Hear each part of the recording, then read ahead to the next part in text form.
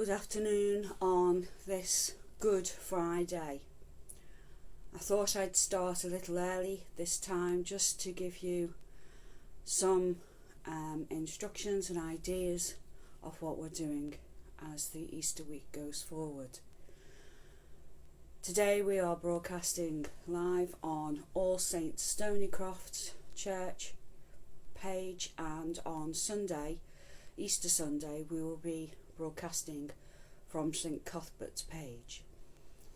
On Easter Saturday there will be nothing coming from our live services, but the Church of England are doing a live vigil at 7 o'clock, and so I encourage people to go and see what the Church of England have put together for us.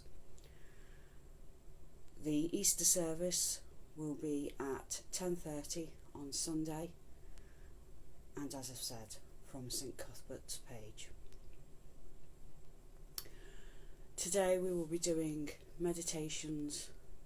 There is a reading from the Bible, then there's a meditation from Jesus himself, and then there's a meditation from a bystander. So let us pray. Father God, we ask that you are with us in this final hour. Draw close to us at this time, and draw close to all those who are working this day. Keep them safe, and send your angels to watch over them. Amen.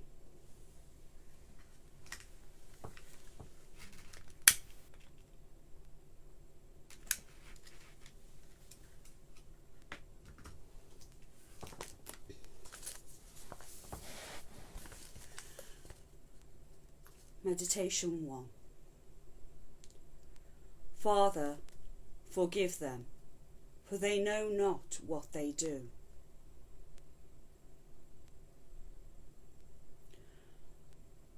A reading from John 3. For God so loved the world that he gave his only Son, so that everyone who believes in him may not perish but have eternal life.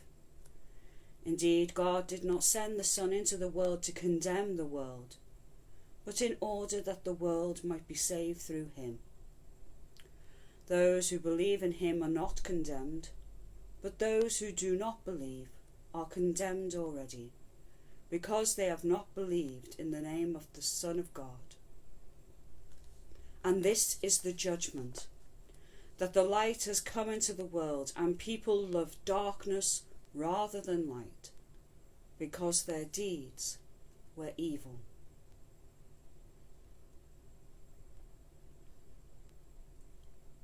Jesus' meditation.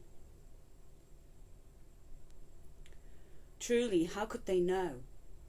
I suppose I don't look much like my father after all, and even less after the priests and Romans have finished with me. I bleed too much to be recognised as anything but human.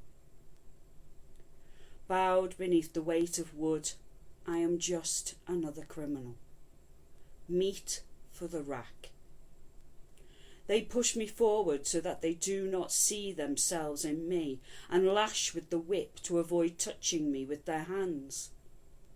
Shout for my death to drown the fear of their own death. They do not see this face, only the blank heads of the nails that they are driving in. They do not hear these cries, only the shouts of their commanding officers. They do not search the heavens or the scriptures or their own hearts. They follow orders, whose givers wash their hands. As for my own, they did not receive me. Father, forgive them. They know not the burden they take upon themselves. They know not the sweetness they deny themselves. They know not the darkness they choose by extinguishing the light. Father, forgive.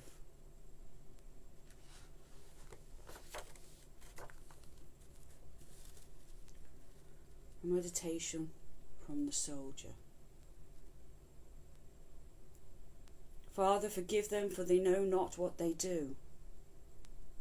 Forgive us. That's a new one. We don't know what we're doing. Well, they say he was a carpenter, and he certainly had carpenter's hands. I should know. I've seen a few pair of hands. And we did make a right mess of that last nail. Everyone's a critic. But no, I can't joke it away, not while I still see his eyes, every second that I close mine. He was so terrified and so terribly calm. Most of them struggle, even though they know it's useless. No matter how weak they are, they always try to live, but this one, it was as if he'd given in. Yet I never met anyone with more spirit. It just didn't make sense. He hung on to his humanity to the last minute, you know. Made the choices left to him with dignity. I know I couldn't have matched it. No drugs. Was that for the sake of his followers? So he wouldn't lose his wits and rave and mislead them? Or was it so he could answer his accusers still? Either way, he might as well have taken the ease they offered him. None of his followers were brave enough to watch. And as for his accusers, he never answered back. Then there was that other choice when the nails went in. He could have screamed. He could have cursed us. Most of them do that. Or curse God. A lot of them do that too, I'm told. But forgive us. Like I said, that's a new one. I wish I could have asked him what he meant.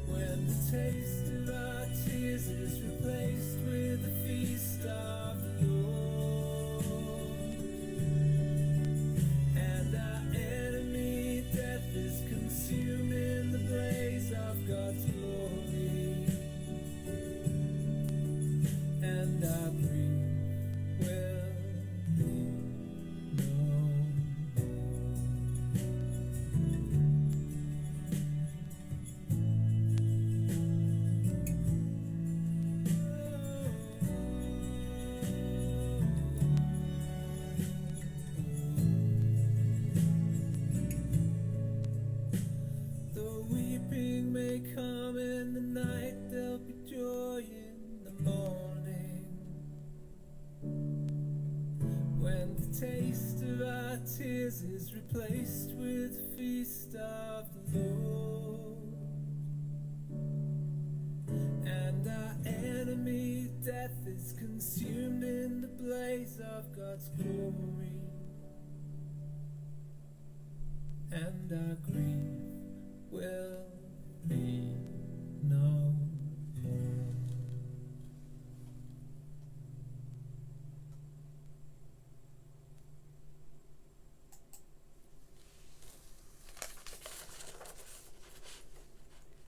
Meditation 2.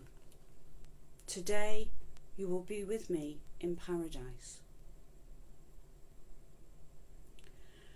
Do not let your hearts be troubled. Believe in God, believe also in me. In my Father's house there are many dwelling places. If it were not so, would I have told you that I go to prepare a place for you? And if I go and prepare a place for you, I will come again and take you to myself, so that where I am, there you may be also. And you know the way to the place where I'm going, for I am the way, the truth, and the life.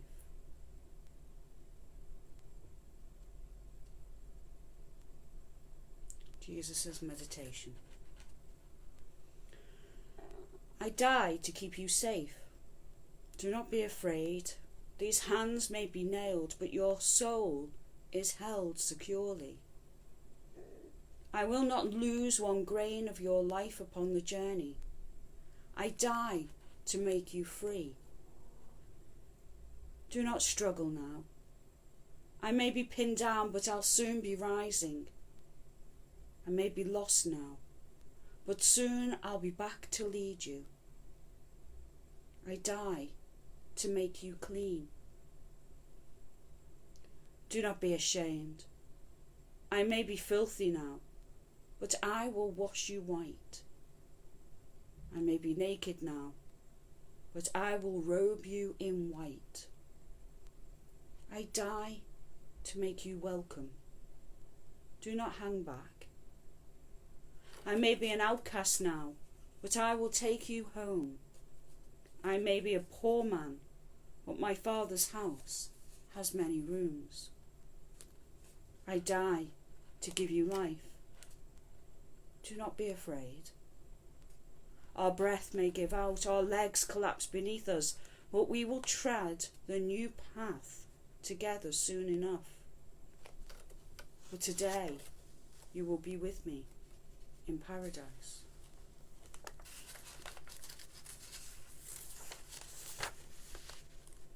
A meditation from the thief's mother. Today you will be with me in paradise. My son, how I miss him. I know to them he's a criminal, but he was my boy, and he meant well.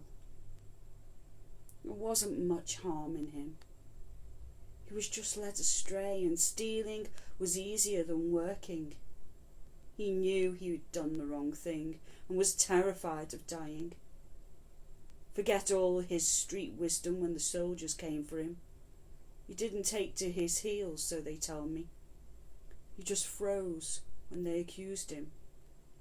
That sealed his fate, I suppose. So they crucified him, along with the other two. Strung up with him a holy man, and that devil Micah, who tempted him in the first place. Talk about your choices haunting you. Oh, Micah got what he deserved. But my son was unfortunate.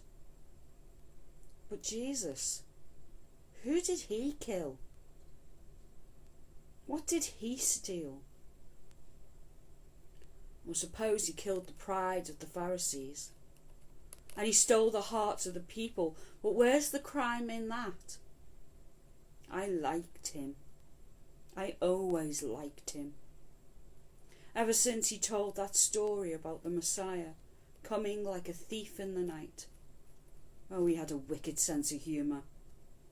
Imagine those Pharisees with their long robes and longer beards, sleepless in their beds just in case. tickled me. And I liked the fact that he wasn't too proud to compare himself to us. I was sad when they caught him. But that was all swallowed up in grief when I found out they had my boy. So there we were, Mary and I, two mothers, feeling our sons torn out of our hearts, breathing every breath with them, too focused for tears. She squeezed my hand once, bridged the distance to touch me. I knew she had to be his mother, even before she told me her name. So we kept black, awful vigil over our different sons. Maybe if the two of them had met sooner, Jesus may have saved my boy, kept him on the straight and narrow. They certainly connected at the end. How did he know? My son, how did he hear about Jesus? How did he know to reach out to him? I never told him. I should have told him. I suppose he heard the gossip and thought he had to chance it. Jesus, remember me. No reason why he should, of course. By rights he should have been too wrapped up in his own pain. But he heard. And what a promise. It drowned out all of Micah's curses. It still does. Today you will be with me in paradise. Yet in the night the doubt creeps in, and mother's fears. I wish I could have asked him what he meant.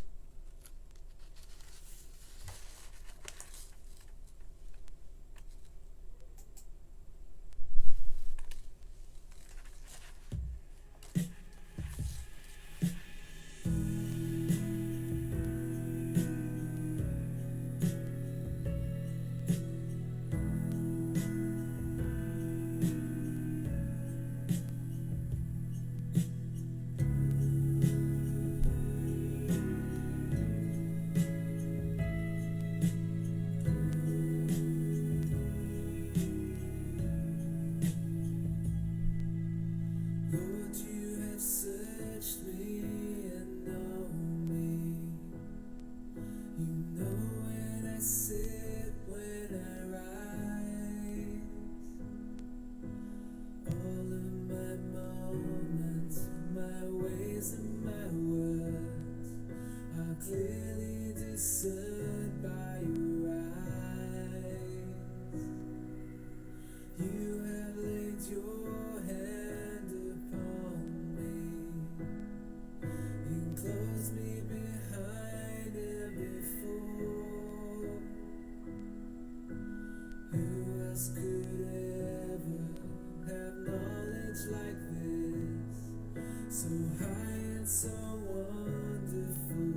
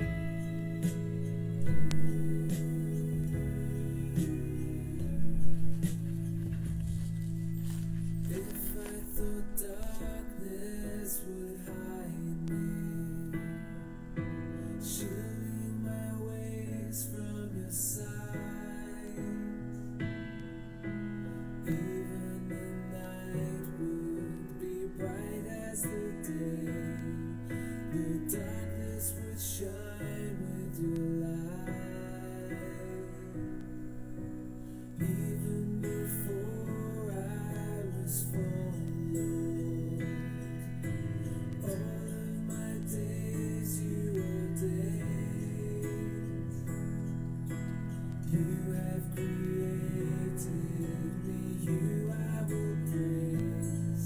I'm fearfully, wonderfully made. Where can I go from your spirit?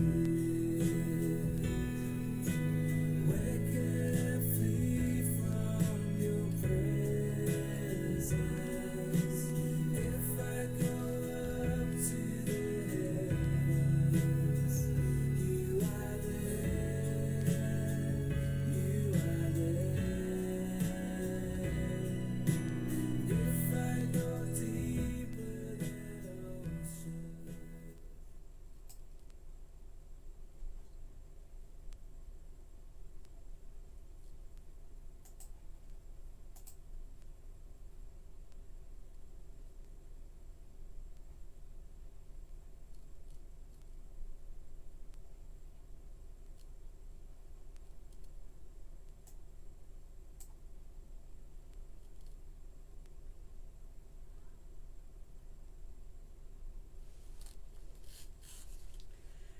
Meditation 3.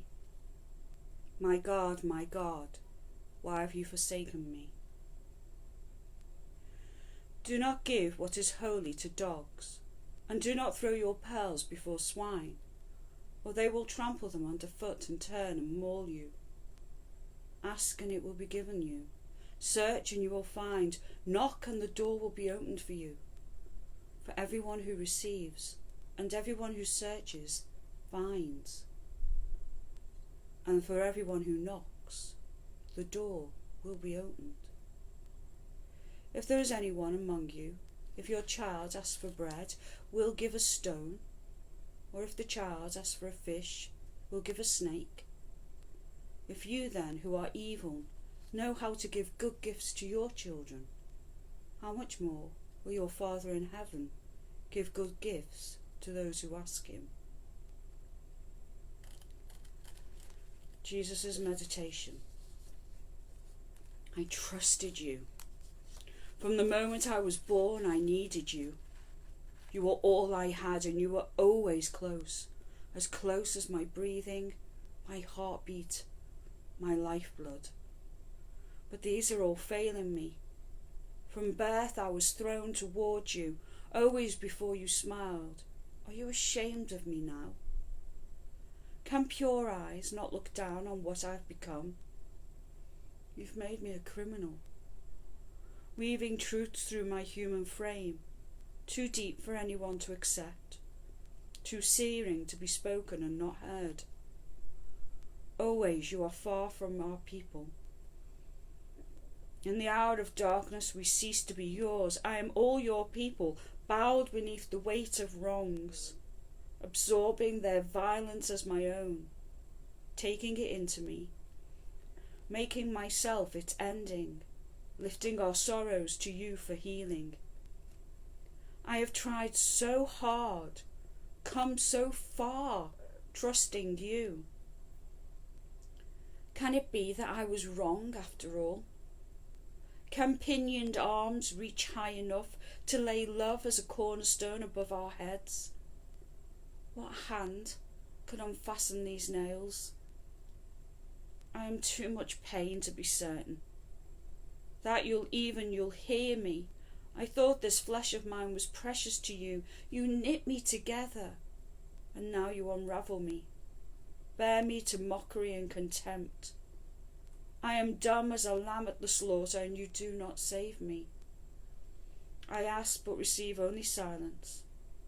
My eyes are blind in the darkness. Everywhere doors are closing against me. Where are you, Father?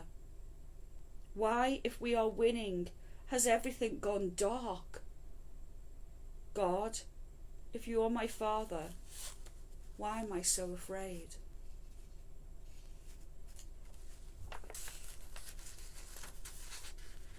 A meditation from Nicodemus. My God, why have you forsaken me? Some said he'd lost his faith. It sounded like it. The cry was so desolate, like a knife through sacred scrolls. Others who didn't understand thought it was Elijah he called for. By all accounts, if he had, Elijah would have answered. But they were just ignorant, confusing the words, not understanding our language. We knew. We scholars. Whether for him or against him, we knew the lines he was quoting. But he lived them. He felt them as his, like a script written for him and only him. Our minds ran through the lines that came after, realizing too late the prophecy. I could have kicked myself. I had known all along, but not dared to think Messiah out loud. I had only sought him in secret, in darkness, and the secrets he gave me in the darkness unwind now like riddles. With him, the divine felt so close, as though God lived and breathed in front of me, mysteries just out of my reach. Oh, I stretched for them. How I tried to fathom them, all my training, all those years of study, all my grey hairs and sleepless nights, scanning the scrolls, never yielded as much insight as those few stolen moments. With a carpenter out in the wilds. We never wrote anything down. I don't even know if he could write. I never asked. I didn't judge a man by his education. I wish I had stood with him shoulder to shoulder. I feel ashamed now. He was so brave at the trial, standing tall in the circle of tearing wolves. Questioned to the very core of his face, illegally condemned and not learned enough to know it. If only I had spoken out. Warned him to keep his peace, told him a court convened at night had no jurisdiction. But he spoke, and they killed him for it. Told the truth and it finished him. So now I'll never know how to be born again. I wish I had travelled with him, shrugged off my pride, and sat at his feet by the roadside when he taught others. I should have stood by him, being the father he had lost so young. I might have offered him protection at least, and affection perhaps. But I did nothing. I went back to my studies and looked there for the answer. And now I am old. I am withered. The grave is the only womb that awaits me. To be born again is impossible. But still, I wish I could have known what he meant.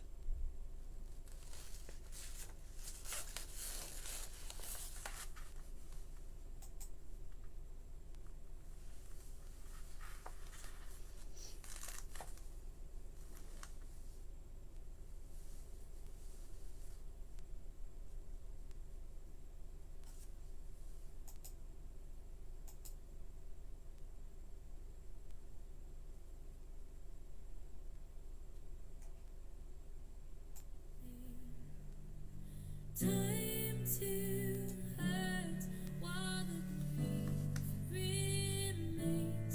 There's a time when peace seems so far away, yet still God holds us on that day.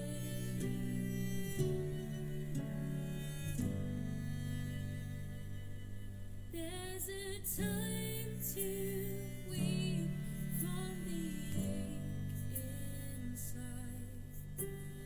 time to show what we tried to hide. There's a time to doubt and to wonder why, and hold each other as we cry.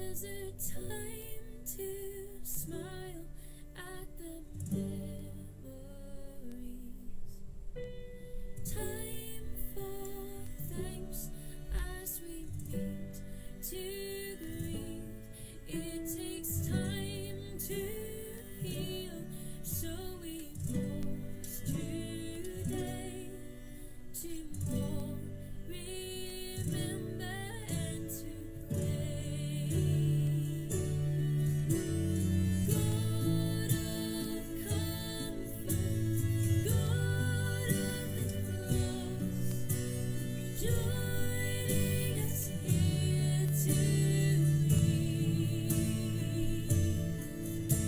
stand beside us, grieving our loss, and be for us the hope of peace. God of comfort, God of the cross, joining us here to stand beside us, grieving our loss, and be for us the hope of peace.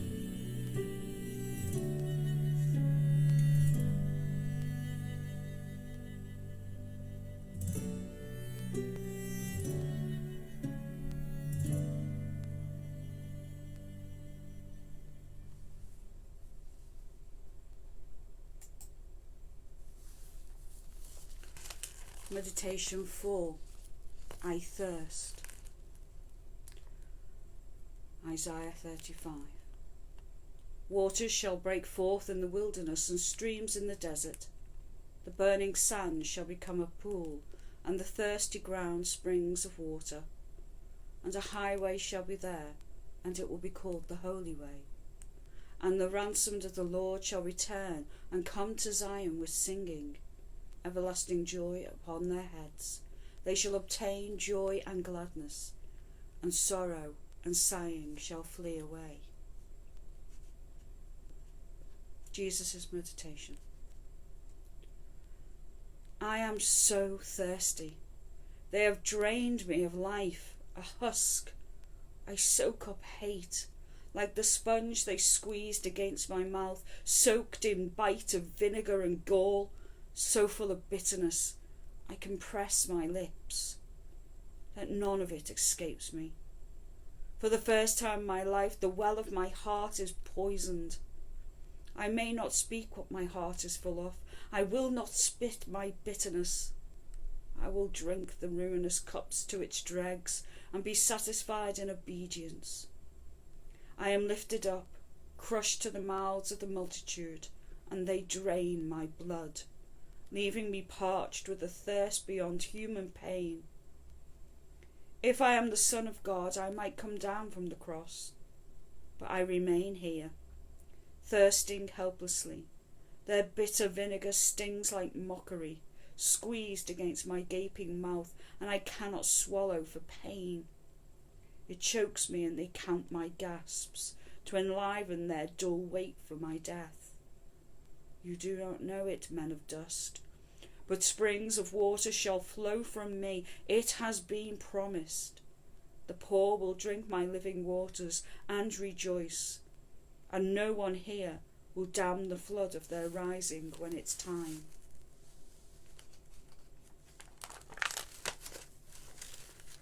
Meditation 4. Mary. I thirst. He was thirsty. I don't know why that should have been more terrible than anything else. Maybe because it was for the first time in a long time I had heard him ask for something for himself. And even then he wasn't really asking, just crying out. He never cried, I hurt or I fear, only I thirst. I so badly wanted to do something. I cursed my helplessness. Perhaps that's why he gave me John. Not as a replacement, but as a tie to life with all its bitter brew of sorrow, as a gentle reminder that I had other sons. Without it, I might have wandered too far into grief and not returned from it. The memories were so powerful, memories of a past with less pain in it. Often during those agonizing, helpless hours, I eased myself remembering. And when he cried, I'm thirsty, it was so bitter to me. Remembering how I'd nourished him at my breast when he cried, taught him to drink water from a cup. He was so careful. brought him a jug of water as he laboured, teaching his brothers the trade so he could support me after they'd gone. Remembering too how I pushed him that day at the wedding when the wine had run out. They have nothing to drink, do something. He told me he didn't know then what I was asking, and he was right. I set him on his path too early. Maybe if I hadn't pushed him so soon, it wouldn't have ended in this tragedy. He might have married, made me a grandmother, laughed more. Maybe we could have had a few more years. He told me then his time had not come. I wish I had asked him what he meant.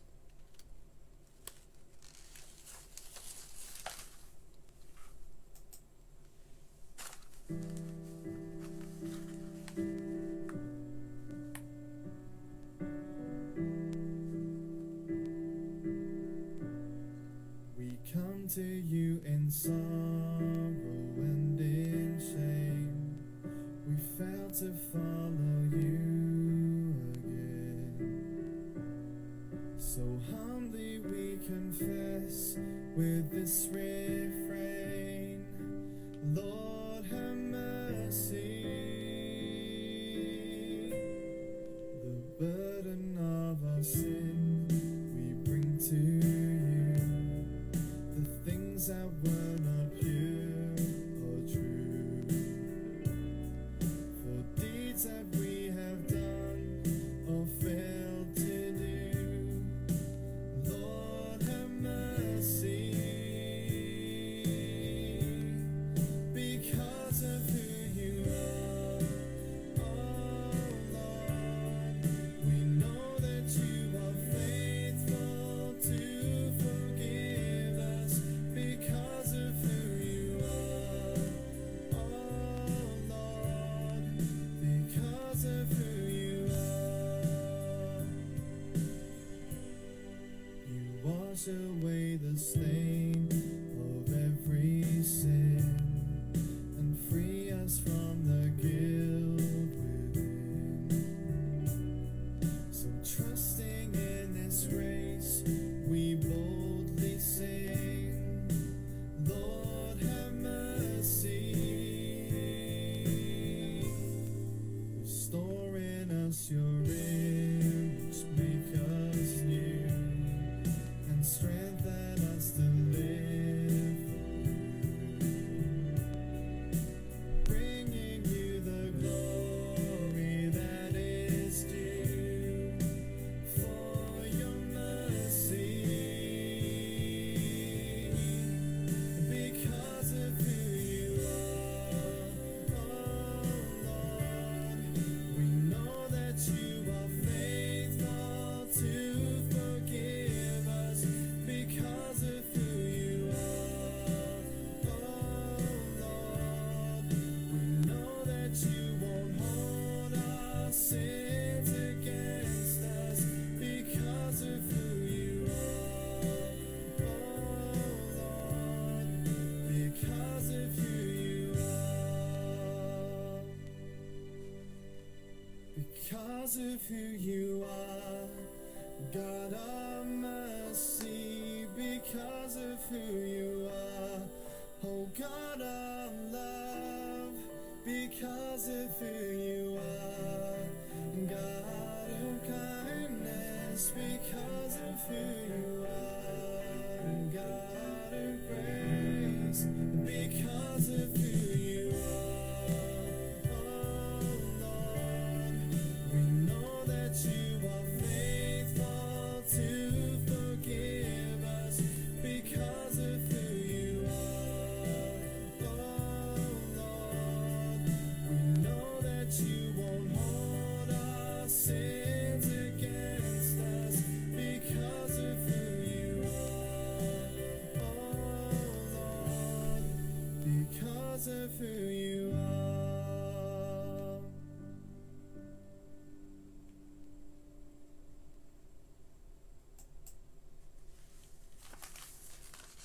Meditation 5. Woman, behold your son. Son, behold your woman. Very truly I tell you, you will weep and mourn, but the world will rejoice. You will have pain, but your pain will be turned into joy.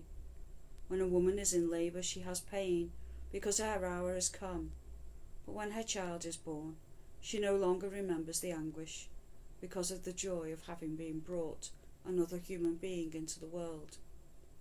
So you have pain now, but I will see you again, and your hearts will rejoice, and no one will take your joy from you. Jesus' meditation. You have watched every minute, and I hoped you wouldn't. I could perhaps bear this if I had not seen your tears.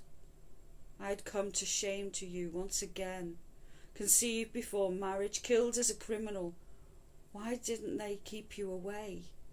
Why did you have to be a witness to my ending, standing firm as a sword pierces?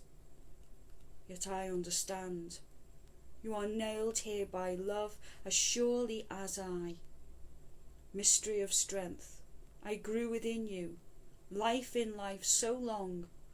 You are a part of me as no other.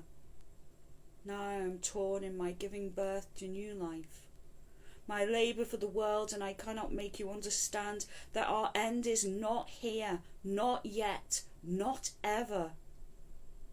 I am no longer yet as always your son. Take new life from my death. You will sing your Magnificat again. On the morning I am given back to your arms. It echoes, and its truths will stretch forever, and your sorrows and your joys be blessed. I will bring brothers and sisters with me, chained in the shackles of love, making you a mother to millions. In this moment of our human grief, comfort the lost son beside you, and let go of me, for I am the one who must fall, so that all may rise.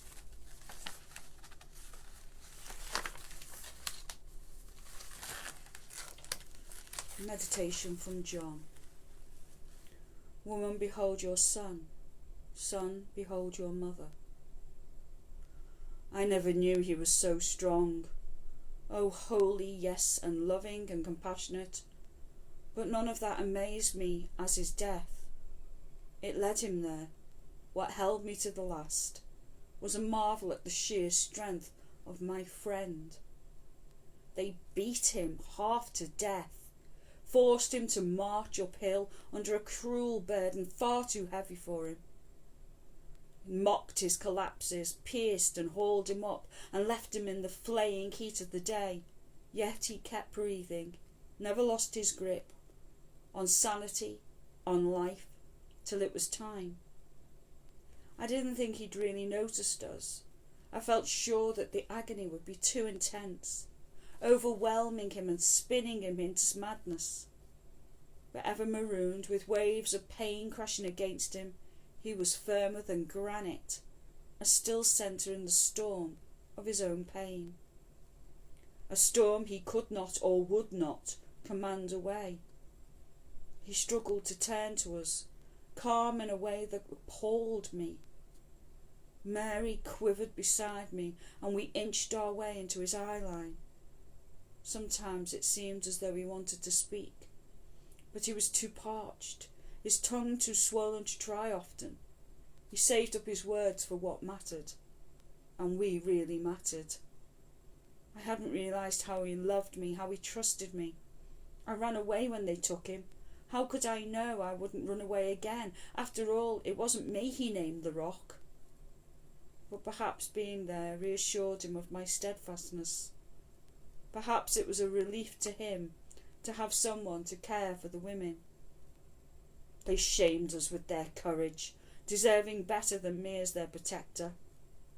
Woman, behold your son, making me his brother.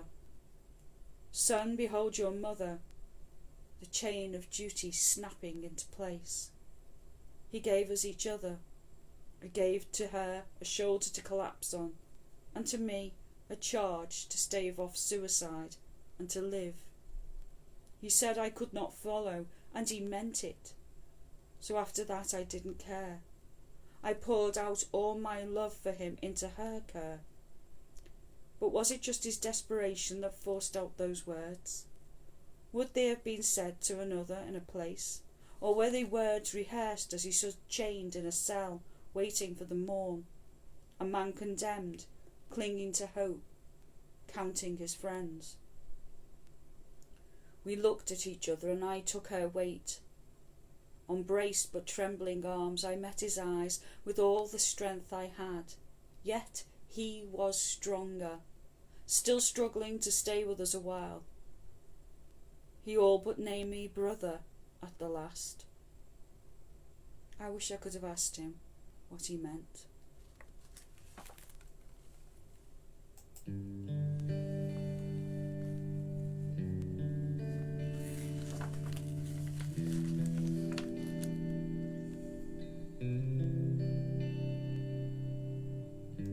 Here I stand on holy ground, but by your grace I live. Even in my darkest sin, I know that you forgive. It's your grace and grace alone that keeps me on my feet. By your grace and grace alone, I'm alive. All I have been, all I will be, all I am is covered by your grace alone. Loving kindness lavished on me, I'm completely covered by your grace alone. Jesus, breathe over me, lead me once again. You perfect my wayward steps, so I am not condemned. It's your grace and grace alone that keeps me on my feet. By your grace and grace alone, I'm alive. All I have been, all I will be, all I am is covered by your grace alone. Loving kindness lavished on me, I'm completely covered by your grace alone.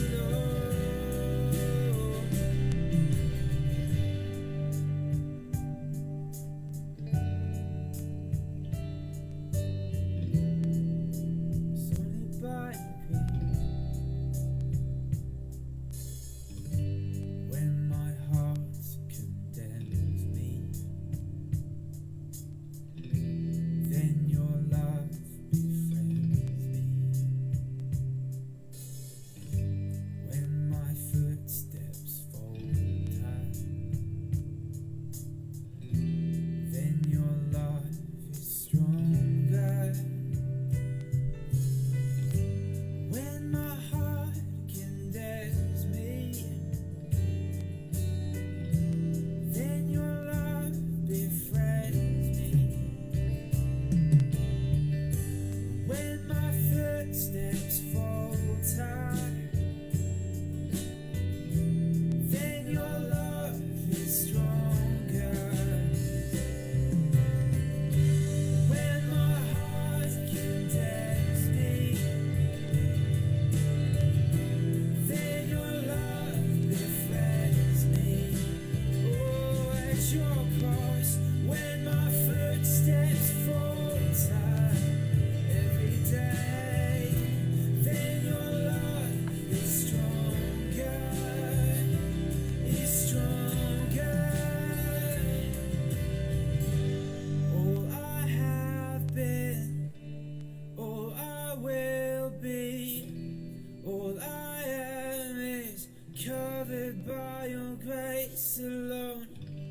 Loving kindness yes, lavished on me.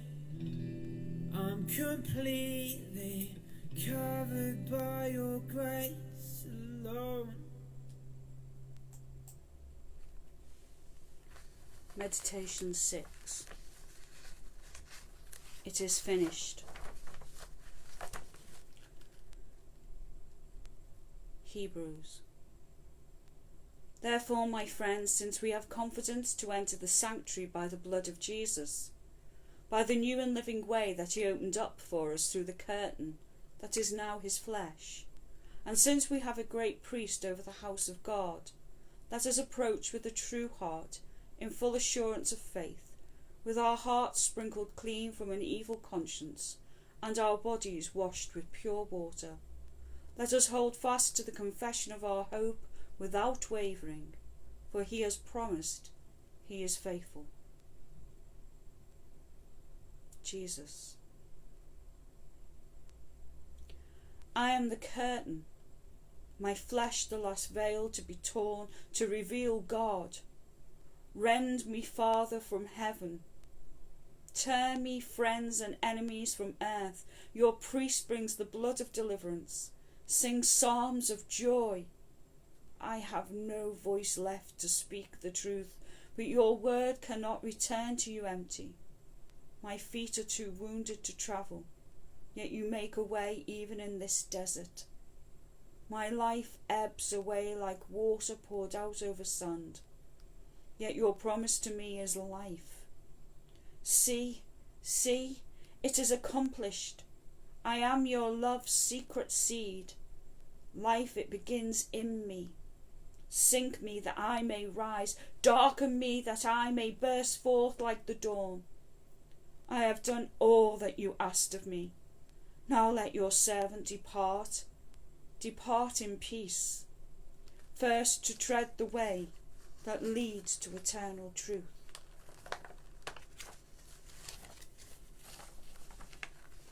Meditation from Pilate.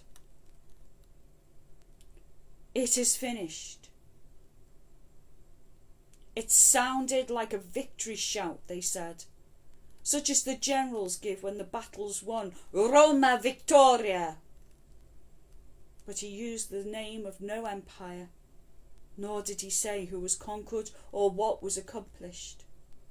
Still the report turned me cold, and I let them seal the tomb, because I was afraid, not of the rumours, but of this king, this silent king, eyes layered with mysteries, his folded hands. I couldn't explain the effect he had on me. Jesus of Nazareth, King of Jews. He died beneath my words, written in his language also, a gesture he would scarcely have appreciated, but I had to make it. Though he said all along they were my words, not his. If his kingdom had been of this world, his followers would have fought to prevent his capture. Well, if that was his proof, it was watertight, because nobody spoke up for him. The mob cried Barabbas. Only I, the enemy of his race, deigned to throw him a morsel of compassion, and they overturned me. Yet I felt like I'd been played like a puppet. And I don't mean by the priests. They were pushy but obvious. No, it was Jesus who made me feel like it was a pawn in a larger game. I would not have power over him. It had not been granted. By whom? The thought made me shudder. I thought if I gave to them, I'd be rid of this puzzle. But nothing I did let me escape him. I knew the hour he was dying. The sky went black, like an approaching storm, and pressed down on my head, and my wife was hysterical. Even seasoned soldiers were tense, gripping their spears in expectation of trouble. I wished for a riot, anything to break the tension of that awful waiting. I felt as though God was staring at me, some great eye behind this curtain of darkness, and a vast hand raised to smite.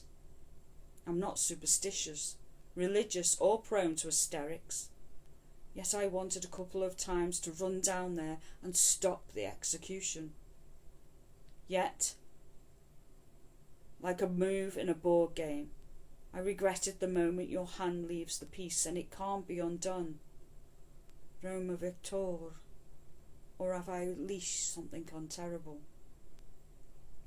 Alive, I could have pinned him down. Dead, he's a legend, or worse. Stories poured in of opened graves, earthquakes and miracles. In the wake of his passing, the curtain of the Jews that they are so proud of, that hides their most sacred place, tore bottom to top, they tell me. On my orders, they pierced him to verify death, but still I'm not seeing. And I'm not sleeping. I see his eyes everywhere. Eyes of the victor. What has he finished? Why won't they tell me? I've a dreadful feeling I lost the game. That he slipped the net somehow and is lurking, dancing, raising a flag of a kingdom I don't have a name for. In a Rome that Rome can't colonise. Flying the heart's colours bravely. He said his kingdom was not of this world.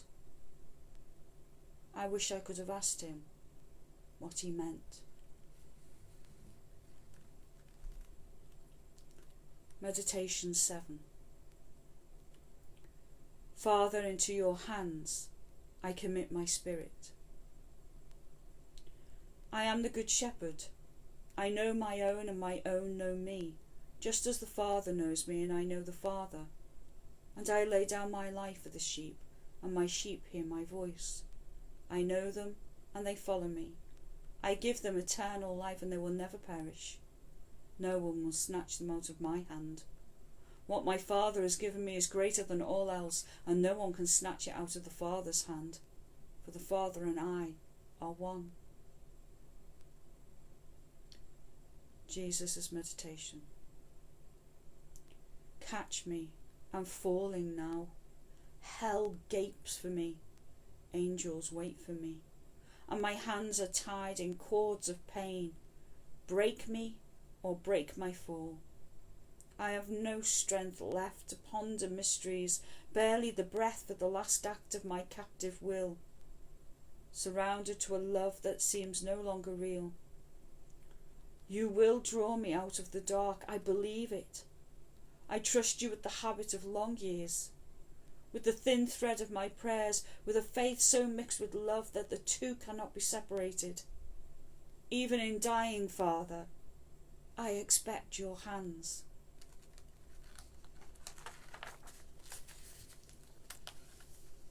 Meditation 7.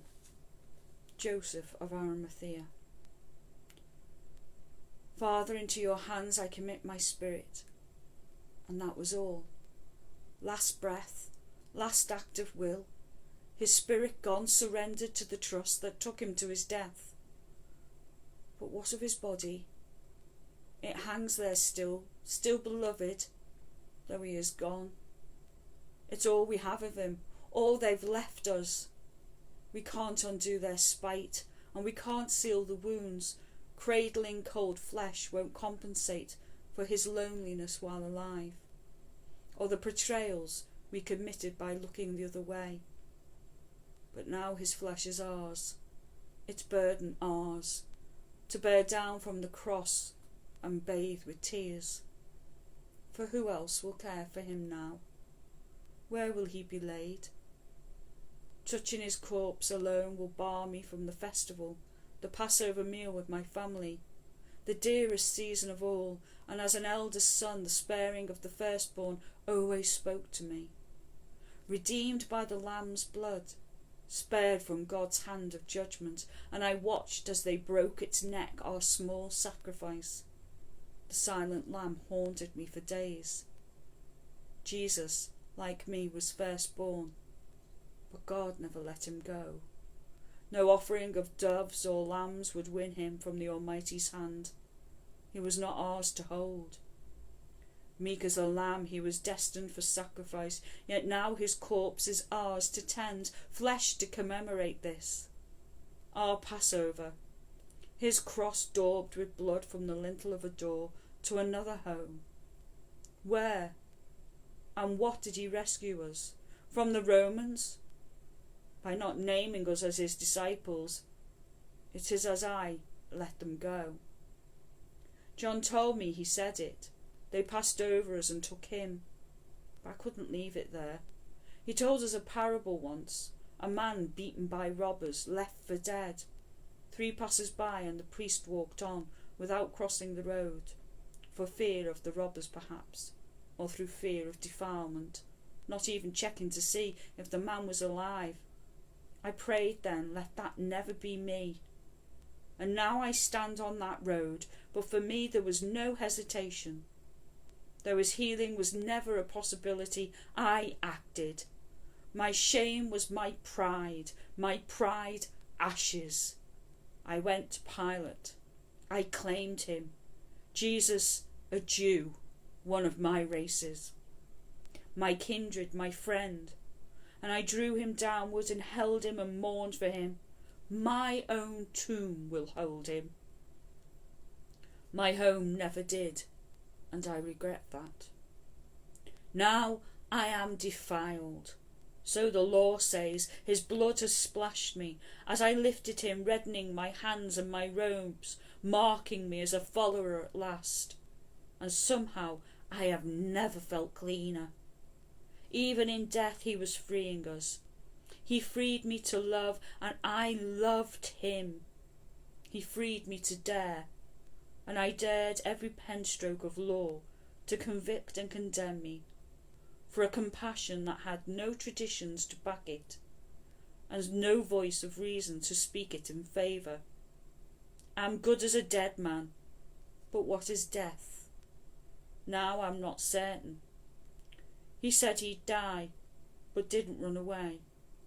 He said he'd rise again after 3 days. I wish I could have asked him what he meant.